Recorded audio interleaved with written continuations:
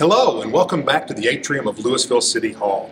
Today the city is taking another step in our continued phased reopening of city services and facilities.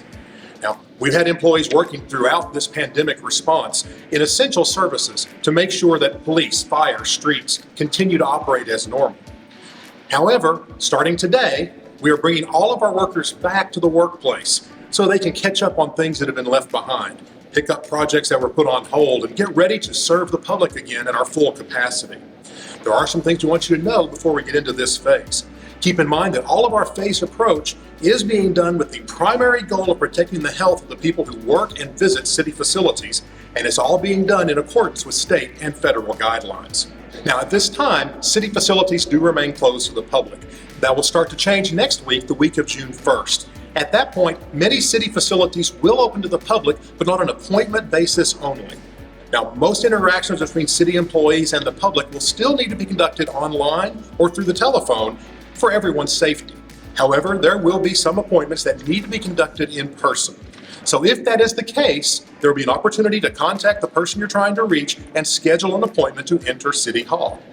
All of those meetings will be held in one specific location so that room can be sanitized before and after every meeting. If you do choose to have an in-person meeting instead of the online options, you might be asked to observe certain screenings and personal precautions for your protection and for the protection of our employees. One other thing that will happen during that appointment-only period from June 1st through June 15th is city staff's going to work to retrofit all of our facilities to make them safer for public health, to implement distance markers for spacing, to mark benches such as this with areas that really need to be left empty unless you're in your same household.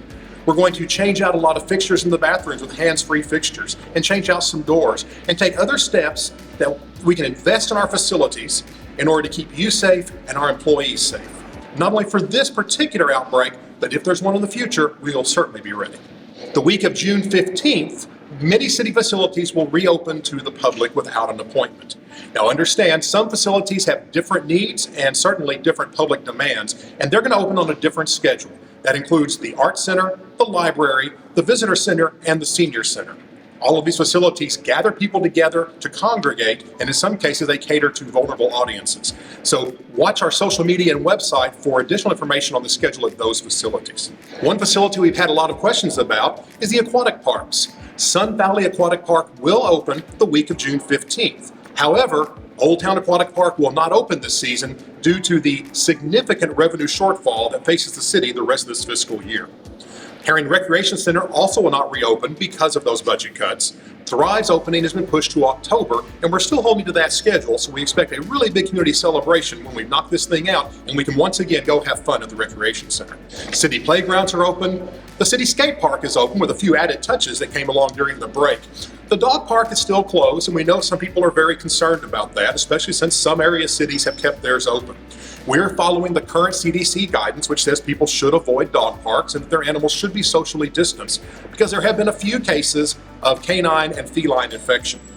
We did contact the state, and the Texas Division of Emergency Management said we should follow the CDC guidelines. We'll continue doing so until we hear differently.